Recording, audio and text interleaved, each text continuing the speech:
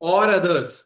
Every person who at the time of the offense was committed was in charge of or was responsible to the management of institution, LLP or other for the conduct of the business of the management or institution or LLP or other, as well as the management, institution, LLP or other shall be deemed to be guilty of the offense and shall be liable to be proceeded against and punished. क्या कह रहे हैं, simple समझो। यदि कभी भी कोई management, कोई इंस्टीट्यूशन यानी कोई कोचिंग सेंटर, कोई संस्था ये पाई जाती है कि इस एक्ट का उसने अपराध किया, पेपर लीक किया, कुछ भी किया, तो वो संस्था तो जिम्मेदार है ही, प्लस उस संस्था को चलाने के लिए उस संस्था का इंचार्ज कौन है, उस संस्था संस्था का जो भी कार्य है उसके लिए लोगों के प्रति रिस्पॉन्सिबल जो व्यक्ति है वो भी जिम्मेदार ठहराया जाएगा। यानी अगर डे मास्टर की तरफ से पेपर लीक होता है, नाम आता है डे मास्टर का, तो मैं भी, पूजा मैडम भी, आदिल सर भी, सब क्या करे जाएंगे, धरे जाएंगे। क्लियर? जो इंचार्ज या जो इस संस्था के कार्यों के लिए रिस्पॉन्सिबल है वो सब व्यक्ति, अन्य कार्यों में रिस्पॉन्सिबल है वो इसके लिए भी है। जैसे यहाँ पानी वाला आता है, पानी वाले को पेमेंट देना है, तो पेमेंट देने के लिए कौन रिस्पॉन्सिबल है, हम में से ही कोई, तो हम अपराध के लिए भी रिस्पॉन्सिबल। हर वो व्यक्ति जो इस संस्था के मैनेजमेंट के लिए रिस्पॉन्सिबल है वो इस संस्था द्वारा किए गए अपराध के लिए भी रिस्पॉन्सिबल।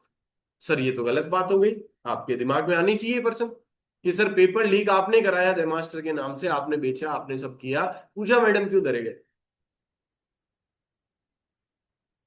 गलत है ये तो। हो ये भी तो हो सकता है इनको पता ही नहीं था, हो सकता है या नहीं? ऐसे लोगों को माफी का भी यहां पर प्रावधान है। आइए पढ़िए। Provided that nothing contained in this section shall render any such person liable to any punishment under this act if he proves that the offense was committed without his knowledge। अगर पूजा मैडम ये साबित कर दे कि मुझे इस अपराध का, paper leak का कोई आइडिया नहीं था, तो ये रिस्पॉन्सिबल। फिर कह रहा हूं ये धारा केवल यहां नहीं काम आएगी, कम से कम भारतवर्ष में 40 से 45 एक्ट ऐसे हैं जहां पे एग्जैक्ट यही धारा लिखी है। वो सारे अपराध जो एक कंपनी एसोसिएशन द्वारा हो सकते हैं उन सब में ये लिखा है कि भाई अगर कंपनी ने अपराध किया है तो कंपनी तो जिम्मेदार है ही है, वो सब व्यक्ति जो इंचार्ज है, रिस्पॉन्सिबल है, वो भी जिम्मेदार है। प्लस परंतु उस व्यक्ति को छोड़ दो जो ये साबित कर दे कि मेरे को इस अपराध का कोई नॉलेज ही नहीं था, या फिर that he exercise all due diligence to prevent the commission of such. पता तो था पर मैंने पूरा प्रयास किया था कि ऐसा, इन्होंने मेरे को बहुत समझा, सर क्या कर रहे हो, अपन पढ़ा के ही पास करा देंगे, ये क्या तरीका है, अपने क्यों पैसे चाहिए, इन्होंने बहुत प्रयास किए कि पेपर लीक ना। या तो ये साबित कर दो नॉलेज ही नहीं था, या ये साबित कर दो कि सर मैंने रोकने के इस अपराध को पूरे प्रयास, फिर वो सब व्यक्ति भले वो इंचार्ज हो, भले कुछ भी हो, उनको सजा नहीं। क्लियर? पहली धारा इंक्लूसिव थी, किन किन को मिलेगी, मैनेजमेंट के साथ वो सब लोग जो इंचार्ज थे उन्हें भी मिलेगी। प्रोवाइडेड एक्सक्लूसिव था, किन्हें नहीं मिलेगी, जिसे नॉलेज नहीं था अपराध का या जो रोकने का प्रयास करता है उसे नहीं। फिर सेकंड क्लोज वापस से इंक्लूसिव, हर वो व्यक्ति जो संस्था में इंचार्ज तो नहीं है, इंचार्ज और रिस्पॉन्सिबल को तो वैसे ही मिलेगी, फर्स्ट क्लोज में बोल दिया। हर वो व्यक्ति जो संस्था में इंचार्ज तो नहीं है, responsible for the conduct of business तो नहीं है, परंतु संस्था में किसी पद पे है, सेक्रेटरी है, बोर्ड ऑफ मैनेजमेंट का है, डायरेक्टर है, कुछ भी पद पे है, डजंट मैटर, और उसे पता था वो अपराध का, तो वो भी रगड़ा जाएगा। उसकी गलती से अपराध हुआ तो वो पकड़ा जाएगा, उसकी मिस्टेक से, उसकी सहमति से, मौनानुकूलता, चुप रहा वो, न किया, न करने से रोका, पर चुप रहा, उसको भी सजा मिली। प्रिंटिंग प्रेस का जो ऑनर है, कोई फर्म है बड़ी, फर्म तो यहीं आ जाएगा, इंस्टीट्यूशन मैनेजमेंट कहीं आ जाएगा, वो ऐसा काम कर रहा है, वहां का एम्प्लॉय कोई ऐसा काम कर रहा है और मालिक को पता, मालिक ने रोका टोकी, इसका मतलब वो भी रिस्पॉन्सिबल। आया ना? आइए पढ़ती। Notwithstanding anything contained in subsection 1 where an offense under this act has been committed by management or institution or LLP or other and it is proved that the offence has been committed with the consent. पहला क्या लिखा है, word underline कीजिए, consent. आप owner तो नहीं है, आप इंचार्ज तो नहीं है, आप responsible for the business conduct of business तो नहीं है, परंतु आप उस संस्था में सदस्य हैं और आपकी सहमति से ही अपराध, तो आप भी रगड़े जाओगे। एक पहला वर्ड क्या है, कंसेंट। दूसरा वर्ड देखिए, कनिवेंस विद। कनिवेंस क्या बोलते हैं, मोनानुकूलता। चुप रहा। पहले में तो हामी भरी है, दूसरे में ना हाँ किया ना ही ना किया। ना क्यों नहीं किया, अपराध हो रहा था तेरी आंखों सामने, रोकना था या इन्फॉर्म करना था कहीं पे। ना तो हाँ किया ना, यानी आपके चुप रहना। अगर आप बोल देते, आवाज उठाते तो अपराध नहीं होता, आप नहीं बोले तो अपराध हुआ, आपकी कनिवेंस से, आपकी मोनानुकूलता से अपराध हुआ, तो भी आपको सजा मिलेगी। और तीसरा, आपकी नेग्लेक्ट, एट्रीब्यूट, क्या लिखा है, और attributable to any neglect on the part of any, या फिर आपकी इससे उपेक्षा से, आपकी, आपने गलती कर दी, आपने पेपर प्रिंट किया और वहीं छोड़ दिया, आपको उनको पैक करके संस्था तक वापस पहुंचाने थे। आपने स्ट्रांग रूम खोला, आप प्रिंसिपल हो, जहां सेंटर आता है, आपने स्ट्रांग रूम खोला, दो तीन बच्चे वहां आए हुए थे और बीच में वॉशरूम करने चले गए। समझ आ रही है बात, जिसके नेगलेक्ट के कारण भी अपराध हुआ है वो भी जिम्मेदार है। अब वो कोई भी हो सकता है, क्या क्या हो सकता है, नाम लिखे हैं, पढ़ लो। डायरेक्टर, पार्टनर, मैनेजर, सेक्रेटरी और एनी अदर ऑफिस। कुल मिला के धारा 9 क्या क्या क्या समझ आया, क्या समझ आया क्या। यहाँ जब, कब, कभी ऐसा हो कि व्यक्ति ने अपराध नहीं किया, किसी संस्था ने किया हो, तो क्या होगा, सजा किसे मिलेगी, वो हम क्लियर कर। संस्था को तो मिलेगी मिलेगी, संस्था जेल तो जा नहीं सकती, तो फाइन फुइन वगैरह संस्था से ले लेंगे। प्लस वो व्यक्ति जो संस्था का इंचार्ज है या responsible for the conduct of business, जो भी वो बिजनेस करती है उसके लिए रिस्पॉन्सिबल है, वो व्यक्ति उस अपराध के लिए भी रिस्पॉन्सिबल। कौन नहीं होंगे, जिसको नॉलेज अपराध का नहीं था, या जिसने अपराध का नॉलेज तो था पर रोकने का पूरा प्रयास है।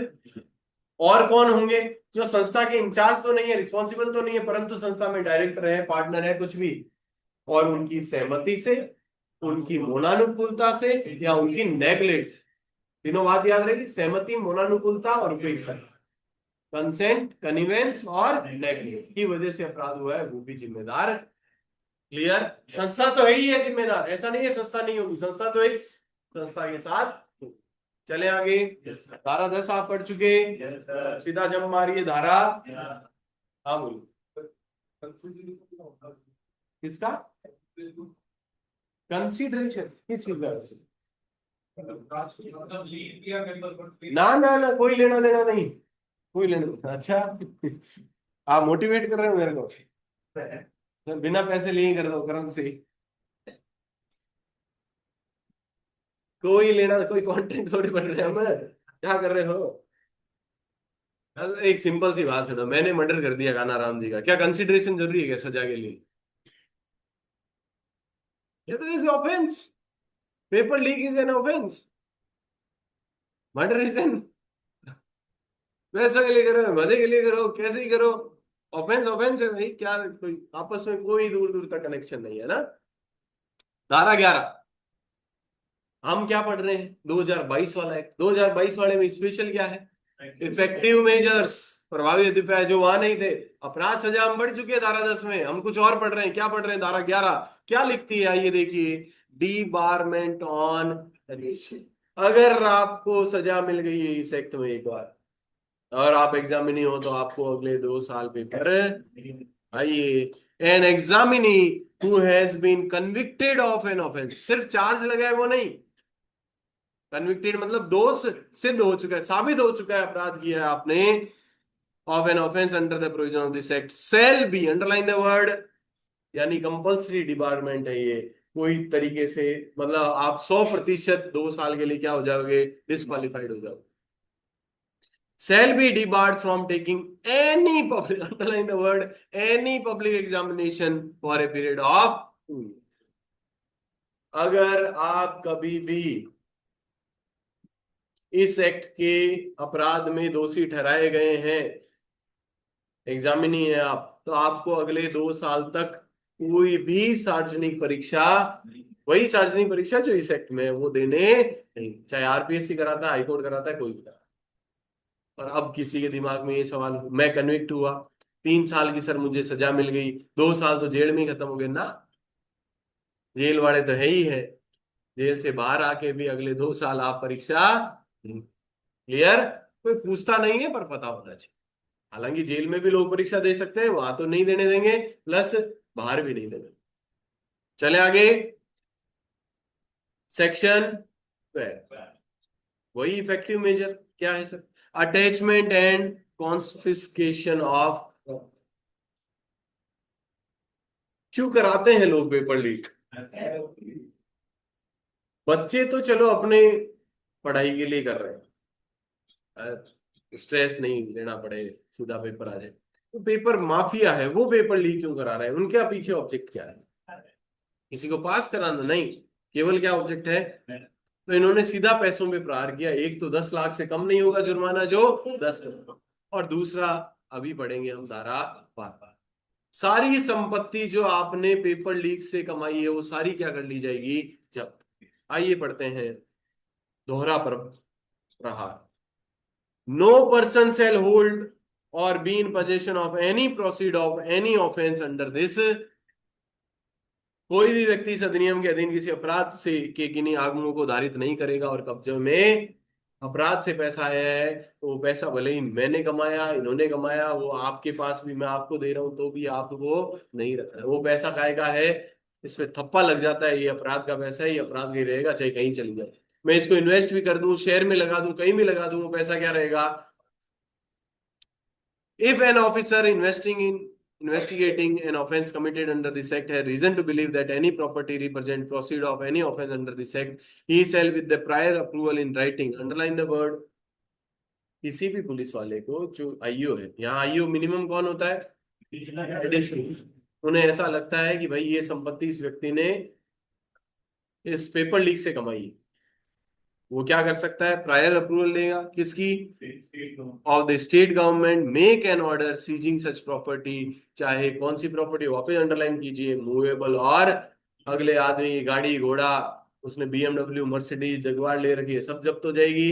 बिल्डिंगें बना रखी है, जमीनें ले रखी है, लैंड ले रखी है, सब जब्त हो जाएगी। बैंक के लॉकर में पैसे पड़े हैं, गहने पड़े हैं, सब जब्त, सब जब्त कर सकते हो आप। क्लियर? आईईओ को पावर दी है, सीधी किससे पूछ के, कोर्ट का कोई इंटरफेरेंस ही नहीं रखा, सीधा स्टेट गवर्नमेंट से पूछो। स्टेट गवर्नमेंट को लगा अच्छा भला पेपर लीक में आदमी का नाम है, तो स्टेट गवर्नमेंट आपको अलाउ कर देगी, उसकी मूवेबल इमूवेबल सब प्रॉपर्टी क्या कर लो, जब्त कर। And where it is not practicable, भाई सारों को एक साथ सीज करना अगर संभव नहीं है, make an order of attachment directing that such property shall not be transferred or otherwise dealt with except with the prior permission of the officer making such order, or as the case may be designated court, and a copy of such order shall be served on the person। और अगर जब्त करना सारी चीज, गाड़ी घोड़ा, उसके बाद 100 गाड़ी है, ले जाके कहाँ रखो, थाना में थाना जगह ही कोनी, तो आप वहीं उसको अटैच कर लो। अटैचमेंट का मतलब क्या होता है? सीज का मतलब अपने कब्जे में लेना, अटैच का मतलब वो कुरकुर वहीं की वहीं रहेगी, लानी नहीं है। मेरी परमिशन के बिना या कोर्ट की परमिशन के बिना ये गाड़ी, ये जो भी आपका प्रॉपर्टी है, ये शिफ्ट नहीं, उसे क्या बोलते हैं? अटैच। क्लियर? और जो भी अटैच किया उसकी इंफॉर्मेशन किसे दे दोगे? जिसकी प्रॉपर्टी है उसे। तो क्या समझे अभी तक 12? कोई भी व्यक्ति कहीं से भी पेपर लीक से पैसा है, पैसा संपत्ति गहना, उसको रखेगा। अगर किसी आईओ को लगता है इन्वेस्टिगेशन दौरान कि इस व्यक्ति के पास सारा पैसा या ये संपत्ति ये सब काय से आई हुई है, पेपर लीक से पैसा बना, तो वो हाथों हाथ स्टेट गवर्नमेंट की रिटर्न में अप्रूवल के पश्चात उस व्यक्ति की सारी संपत्ति इंक्लूडिंग मूवेबल और इमूवेबल सीज कर सकते। सीजर अगर पॉसिबल नहीं है तो अटैच कर सकते, simple. The investing officer shall duly inform the designated court with, in underline the word, exam का क्वेश्चन आ गया प्रीलिम्स का, fortnight और of the seizure or attachment of such property। fortnight नहीं है, 48 है, ऐसे कैसे लिखा? 48 घंटे के अंदर अंदर किसको सूचना देगा? नो सर, जजमेंट किसे लेना है? कोर्ट। एग्जीक्यूटरी एक्शन थी, कार्यपालिका एक्शन थी, आपने प्रॉपर्टी तो अटैच कर ली, पर इसकी सूचना किसे दो? जो भी कोर्ट इस अपराध को सुनेगा उसे। कितने घंटे में देनी है? फिर कह रहा हूं, प्रीलिम्स का क्वेश्चन है। It shall be open to the designated court either to confirm or revoke the seizure or attachment. लेकिन कोर्ट चाहे तो इसको चालू रख सकता है अटैचमेंट सीजर को, चाहे तो हटा सकता है। Provided that the designated court shall not pass an order unless an opportunity of course सामने वाले को सुने बिना ऑर्डर नहीं देना हो। पांचवा वापस से इंपॉर्टेंट, अगर वो दोषी ठहरा गया, दोषी नहीं ठहराया गया तो प्रॉपर्टी वापस छोड़नी पड़ेगी। अगर वो व्यक्ति दोषी ठहराया गया कि पेपर लीक में है, अभी तो इन्वेस्टिगेशन चल रहा था तब आपने चीज कर ली, अगर वो दोषी ठहराया गया तो कोर्ट उसकी सारी संपत्ति जो जब्त है, राजगामित तो हो सकता है, 1 रुपया नहीं मिलेगा उसको। सारी राजगामित मतलब राज्य में चली जाना, राजगामित प्रॉपर्टी किसकी हो गई अब सारी की सारी? इंग्लिश में एस्टेट बोलते हैं इसे। चले आगे। जहां अभियुक्त इस अधिनियम के अधीन दंडनीय किसी अपराध के लिए दोषी ठहराया जाता है, तो अभिहित न्यायालय किसी दंड के निर्णय के अतिरिक्त सजा तो मिलेगी, 10 साल से कम नहीं होगी, आजीवन कारावास 10 लाख से कम नहीं होगी, वो तो है ही है। उसके एडिशन में क्या कर सकता है? लिखित में आदेश द्वारा ये घोषित कर सकता है कि आदेश में विनिर्देश और अभियुक्त से संबंधित सभी विलंबनों से मुक्त कोई भी चल या अचल या दोनों संपत्ति राज्य सरकार को अधि अधिहत समझी कॉन्फिस्केट, यानी अब किसकी हो गई? पेपर लीक का इससे ज्यादा तगड़ा उपाय नहीं हो सकता। सजा जो कम थी उसे 10 साल मिनिमम करना। डर और क्या है? डर ही तो है। आप अपराध क्यों नहीं कर रहे? आप लोग यहाँ पढ़ाई क्यों कर रहे हो? बैंक से पैसे क्यों नहीं ले आते जाके? एक ही कारण है। अरे हाँ या ना? ऑफ कोर्स, डर। सजा है, कितनी सजा है? मिनिमम 10 साल। अपराध होता पैसों के लिए, मिनिमम पैसा भी आपसे कितना लेंगे? 10 लाख, जो कितना हो सकता है? तीसरा, इतने साल पेपर लीक किए, क्या किया? पैसा कमाया, संपत्ति कमाई, सारी जब्त हो गई और पाए गए दोषी, तो आपकी सारी संपत्ति किसको चली जाएगी? अब जी पेपर घुमाई जिगत गई गई। दूसरी ओर गई। और ये संपत्ति जब सरकार में जाती है तो आपके जो संपत्ति पे लोन लान है ना, वो सरकार नहीं चुकाएगी, वो लोन आप चुकाते रहो। यहाँ लिखा हुआ है, गौर किया तो आपने? उस पे आपने लोन ले रखा है, कुछ कर रखा है, तो वो आप चुकाते रहो। संपत्ति किसकी हो गई? लोन के लिए आप पर्सनली बाउंड हो, लोन आप ही दे रहे हो अभी भी। गाड़ी लोन पर लिए, गाड़ी तो सरकार राख ली, किस तरह दे भरो? क्लियर? नेक्स्ट,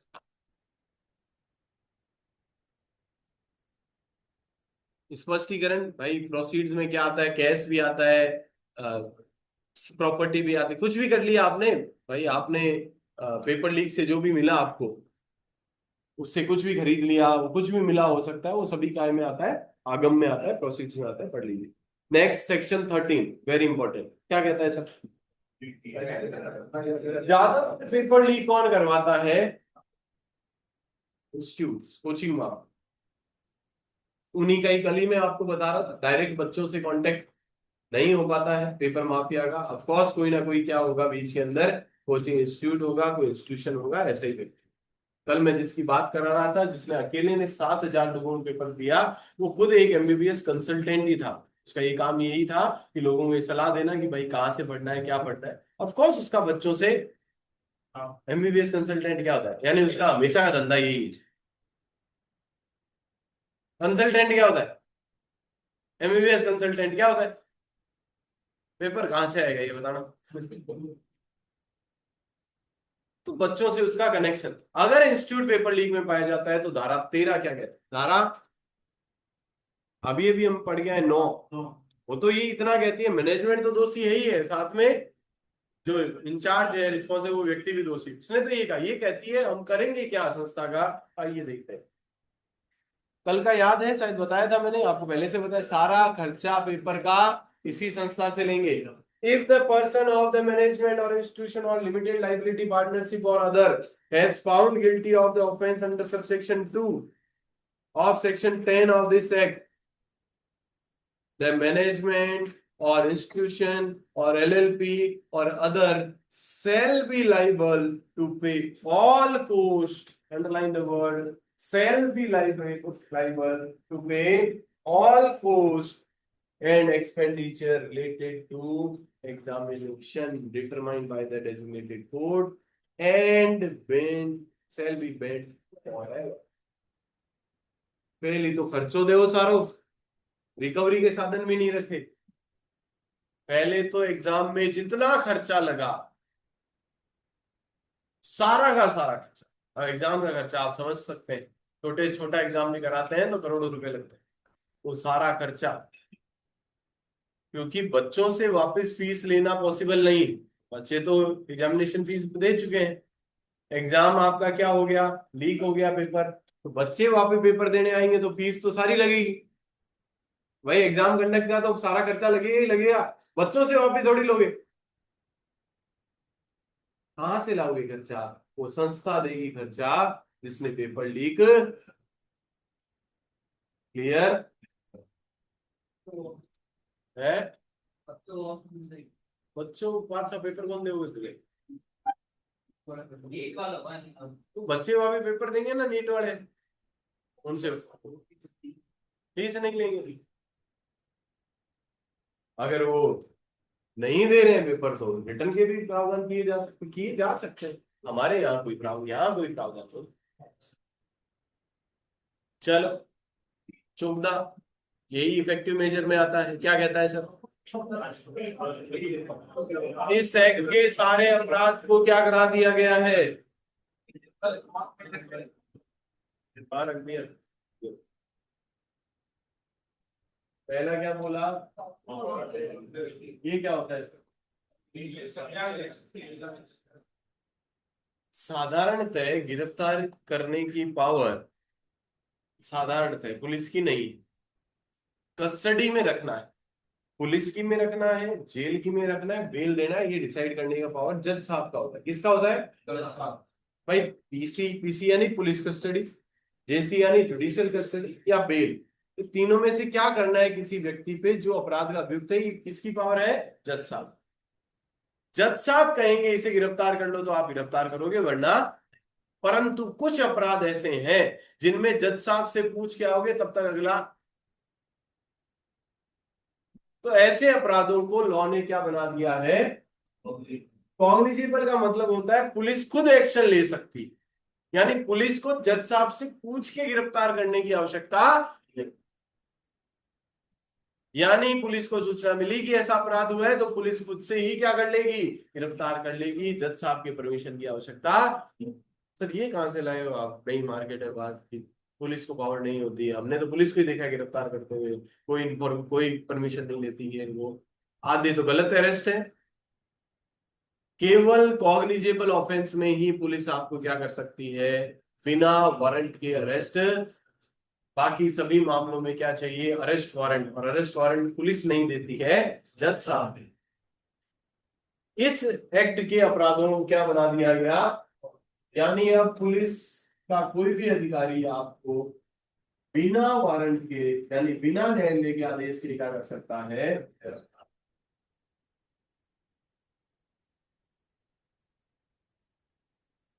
एफआईआर जानो, सारा नाम सुना है गलती से, प्रथम सूचना रिपोर्ट, एफआईआर केवल कॉग्निजेबल ऑफेंस की दर्ज होती है, संज्ञेय अपराधों की, असंज्ञेय की एफआईआर ही दर्ज। आज आप में से किसी को थप्पड़ पड़े खींच के, अपन भागे भागे कहां जाते हैं, थाने में, थाने में थप्पड़ का कोई रेमेडी, कोई लेना देना है ही नहीं, सर कर तो देते हैं वो जुगाड़, सामने वाले फोन करते हैं, सब इलीगल है, सब कुछ इलीगल है। थप्पड़ एक नॉन कॉग्निजेबल ऑफेंस है, it is hurt, hurt is non cognizable, असंज्ञेय अपराध, असंज्ञेय का मतलब जिनमें पुलिस संज्ञान नहीं ले सकती, यानी पुलिस अंधी है जिनके लिए, यानी वो हुए नहीं हुए पुलिस के लिए, जैसे आपके लिए किसी को किसी ने थप्पड़ मारा, आप गिरफ्तार कर सकते हो क्या? क्यों? क्योंकि आपके लिए वो असंज्ञ है। वैसे ही वो पुलिस के लिए भी क्या है? पुलिस किसी व्यक्ति को न फोन करना, न उठा के लाना, न बतलाना, कुछ नहीं कर। मैं इवन कह रहा हूं, पुलिस के सामने भी अगर आपने किसी को थप्पड़ मार दिया है तो भी आप, पुलिस आपको गिरफ्तार नहीं कर सकती। लीगली तो कर लेगी, मार मत लेना, लीगली वो आपको गिरफ्तार है। पुलिस को हाईएस्ट पावर है पुलिस के सामने नॉन कॉग्निजेबल अपराध करने पर, वो आपसे नाम और आपका पता पूछ सकती है, ताकि अगर कोर्ट कभी आदेश दे तो पकड़ के लाया जा सके। पुलिस आपको असंज्ञ अपराध में न एफआईआर दर्ज होती है, न गिरफ्तार कर सकती है, न ही इन्वेस्टिगेशन कर सकती। क्लियर? इस अपराध को क्या बना दिया गया? और इसका मतलब पुलिस अब इसमें बिना कोर्ट के आदेश के आपको गिरफ्तार भी कर सकती है। यानी एग्जाम सेंटर में आप पेपर दे रहे हैं, पेपर देते वक्त आप चीटिंग करते हुए पाए गए, एग्जामिनर ने बाहर पुलिस खड़ी थी, उसे बुलाया, पुलिस को जाके कोर्ट से परमिशन लाने की जरूरत है, पुलिस हाथों हाथ आपको वहीं क्या कर लेगी। जो एग्जाम कंडक्ट करा रहे हैं उन्होंने एफआईआर दर्ज कराई, फिर पुलिस उसकी एफआईआर भी दर्ज, और पुलिस मामले की छानबीन भी बिना कोर्ट के आदेश के। फर्क पड़ा कॉग्निजेबल करने से? अब डर बैठ गया। पहले डर ही नहीं था, गिरफ्तारी होगी नहीं। अब क्या बैठ गया? 3 वर्ष तक की सजा थी पहले, बाड़मेर में आया ना, 3 वर्ष तक के अपराध नॉन कॉग्निजेबल हो क्या होते हैं?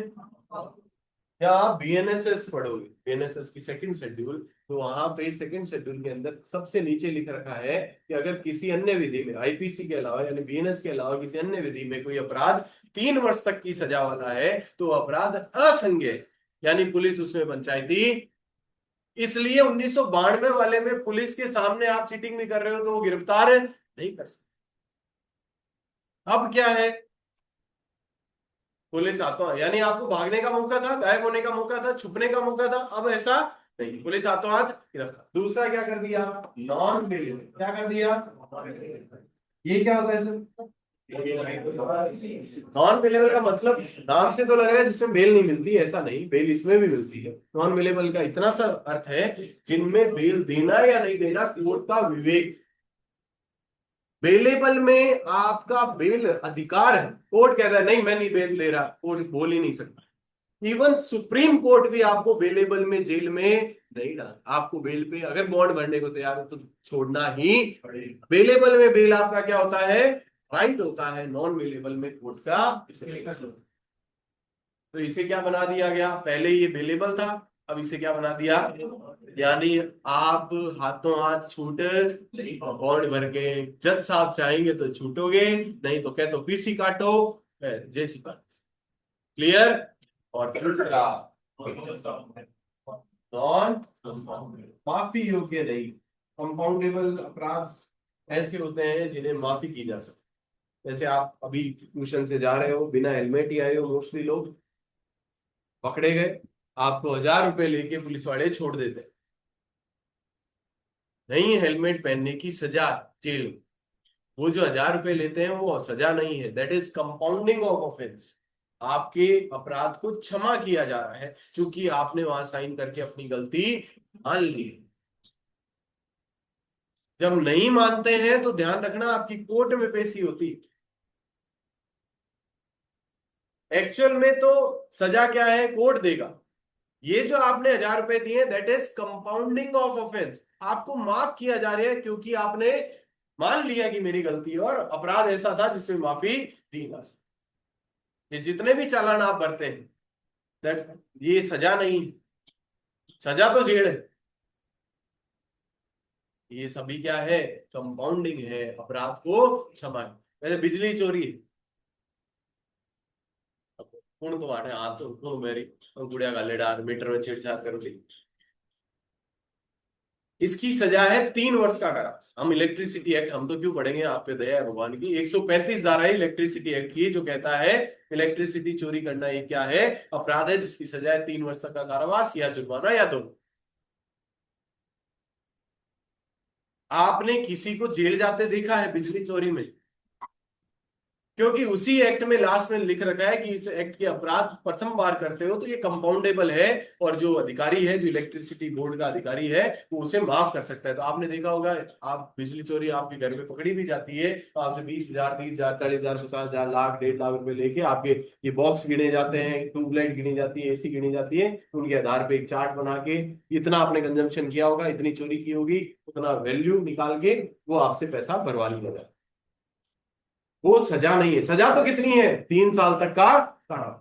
That is compounding. समझ? पहले ही अपराध क्या था? क्योंकि बीएनएसएस क्या बोलती थी? 3 साल से कम के अपराध नॉन कॉग्निजेबल है, बेलेबल है, और नॉन, सॉरी, कंपाउंडेबल है। तो ये माफी योग्य थे।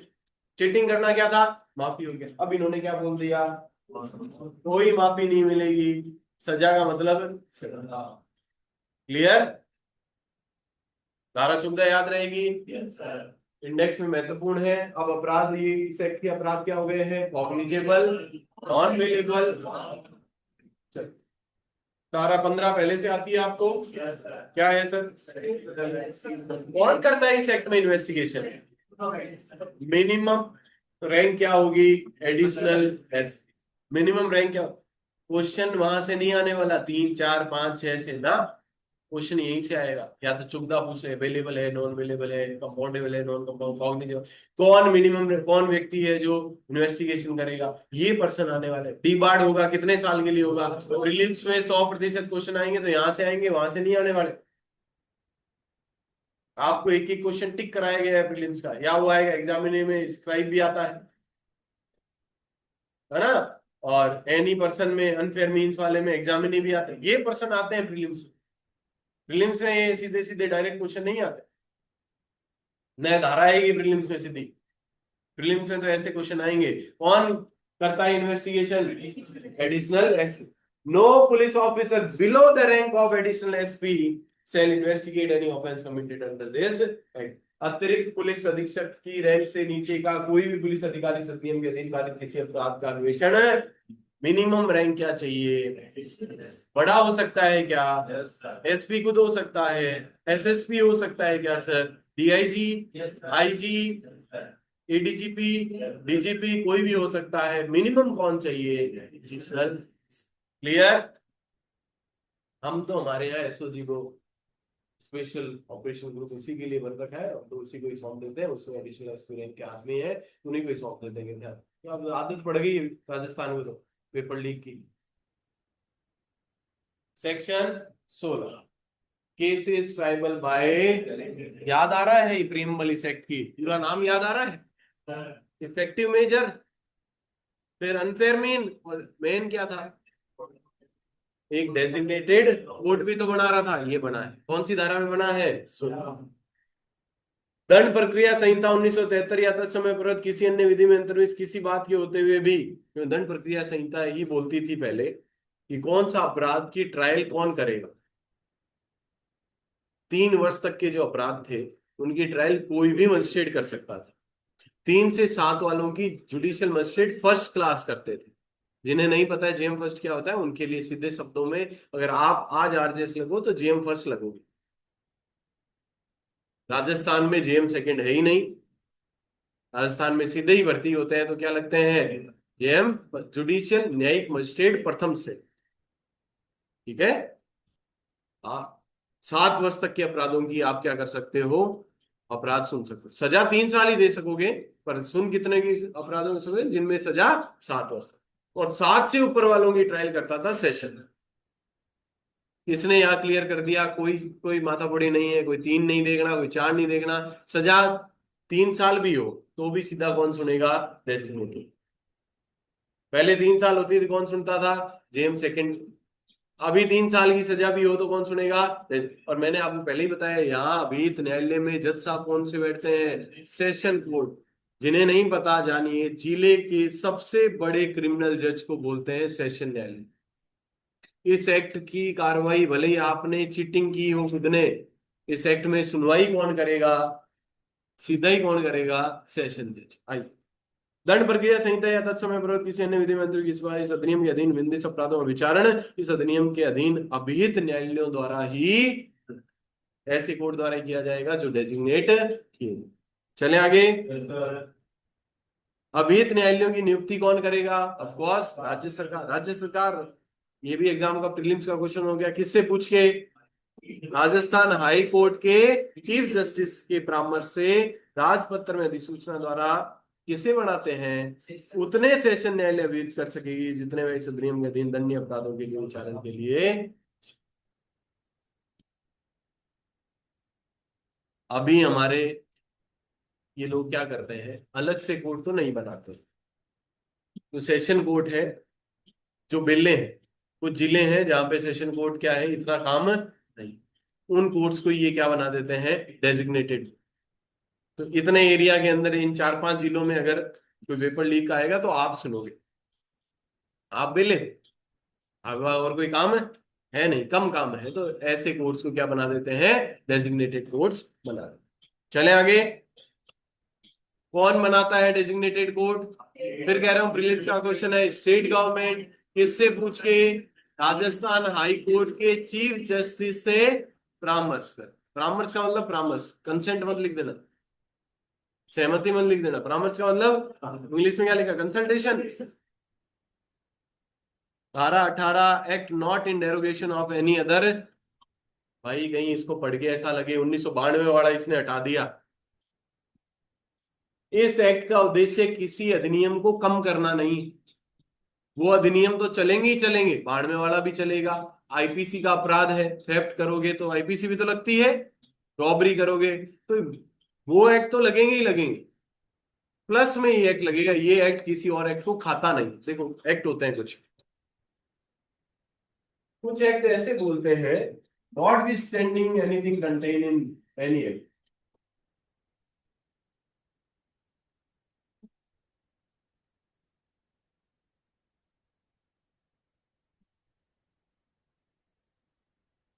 मतलब किसी अन्य विधि में कुछ भी लिखा हो, बाढ़ में जाए वो विधि, मैं सुपीरियर। कुछ विधियां ऐसी होती, जैसे जुवेनाइल जस्टिस एक्ट हम पढ़ेंगे, हमारे सिलेबस का पार्ट, किशोर न्यायालय। वो कहता है भारत का कोई भी लॉ कुछ भी बोलता हो, हमें फर्क ही नहीं पड़ता। अगर किसी बच्चे ने जो 18 वर्ष से कम का अपराध किया तो हम सजा सुजा वाला काम, उन सारे एक्ट को छोड़ दो, चाहे वो ये एक्ट हो, चाहे आईपीसी हो, चाहे SC ST हो, चाहे NDPS हो, कोई भी एक्ट हो भारत का, कि हमें मतलब ही नहीं है किसी एक्ट से। वो क्या कह रहा है, इस एक्ट में सजा कितनी है पेपर लीक की? कम से कम 10 साल। जी जी। अगर कोई 17 साल का बालक पेपर लीक करता है तो उसे कोई 10 साल सजा नहीं मिलेगी, क्योंकि वो एक्ट कैसा एक्ट है, ओवर राइडिंग इफेक्ट पड़ता है। ओवर राइडिंग मतलब सारे एक्ट को, भाड़ में गए सारे एक्ट, मैं ऊपर। ये क्या कह रहा है sir, act not in derogation of any other. मैं किसी एक्ट को नीचा दिखाने के लिए मैं सपोर्टिव हूं। जे कैसे चलता है, दुनिया के जितने भी एक्ट है वो युक्ति के नीचे। कोई कितनी सजा दे रहा है, कोई क्या कर रहा है, मेरे को मतलब नहीं है, मैं जो कह रहा हूं वो फाइनल है। अगर 18 वर्ष से कम के बच्चे ने मर्डर किया है, 500 आदमी को भून भी दिया, तो भी उन्हें फांसी नहीं होगी, मतलब नहीं। तो मैं कह रहा हूं किस एक्ट में क्या लिखा है मुझे मतलब ही नहीं, that is over riding effect. और ये एक्ट क्या कह रहा है, जो एक्ट दूसरा है वो तो है ही है, मैं भी साथ साथ चलूंगा, मैं उसको मना। जैसे अभी पेपर लीक, इसमें भी है पेपर लीक, है कि नहीं है? अनफेयर के सेकंड क्लोज में आपने पढ़ा। और पेपर लीक माफियाओं के लिए अब आईपीसी में भी, यानी BNS में भी धारा 112 पेटी ऑर्गेनाइज क्राइम जोड़ दिया गया, वहां भी सजा।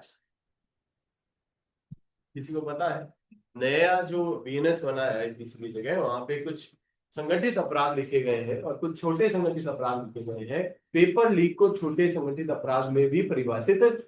तो अगर मैं पेपर लीक करता हूं तो मैं इस एक्ट का भी तो अपराध कर रहा हूं और BNS का भी, तो मेरे पे दोनों एक्ट साथ साथ। ये कह रहा है मैं किसी एक्ट को कम करने के लिए।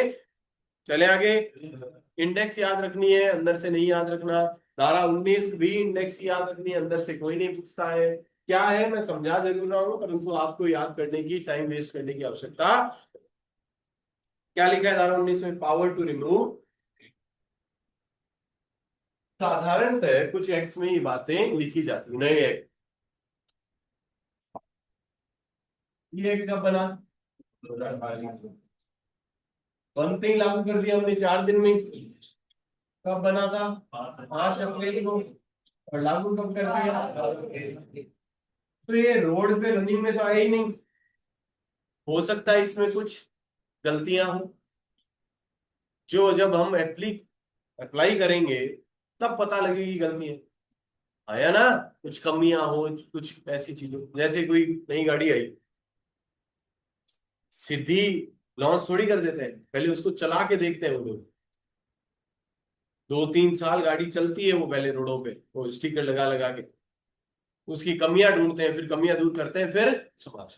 अब एक्ट हम ले तो आए, 5 को बना, 12 को लागू कर दिया, पर हो सकता है जब अप्लाई करने लगे तो एक्ट में कुछ कमियां निकला। तो इन्होंने बोला, अगर एक्ट में कोई कमी पाई जाती है, कुछ कुछ ऊपर नीचे होता है, कोई डेफिनेशन सही नहीं लिखी है, कुछ नहीं लिखा हुआ, तो अगले 2 साल के भीतर, अगले 2 साल हम वो कमियां आराम से दूर कर सकते। सर कमियां तो कभी भी दूर कर लो, 20 साल में कर लो, 30 में कर लो, पर वो अमेंडमेंट से होती है। अमेंडमेंट के लिए आपको फिर से सदन में रखना पड़ेगा, विधानसभा में रखना। दूर करते हो तो आपको किसी से अमेंडमेंट की जरूरत नहीं है, उसे अमेंडमेंट, उसे ओरिजिनल एक्ट ही कहा। अब इस धारा का कोई अर्थ, 2 साल कब खत्म हो गए? 2024 तक इस एक्ट में कोई कमी निकलती तो जो सरकार है वो खुद ही इसमें चेंज कर सकती थी, बिना विधानसभा में रखे। चेंज करने के बाद रखना पड़ता है, पहले विधानसभा की परमिशन की आवश्यकता। हर एक्ट में, नए एक्ट में ये लिखा होता है, वही अगले 2 साल के अंदर अगर कोई कमी निकलती है तो हमें इसको अमेंडमेंट की जरूरत नहीं, हम खुद ही इसको चेंज कर देंगे, और विधानसभा से या गवर्नर से पहले पूछने की आवश्यकता नहीं। और लास्ट, सारा पावर टू मेक, ये भी पढ़ने की जरूरत नहीं है आपको। इतना सा ध्यान रखिए, कौन नियम बनाएगा, कौन से नियम इस एक्ट को चलाने के लिए, ठीक है? कौन बनाएगा?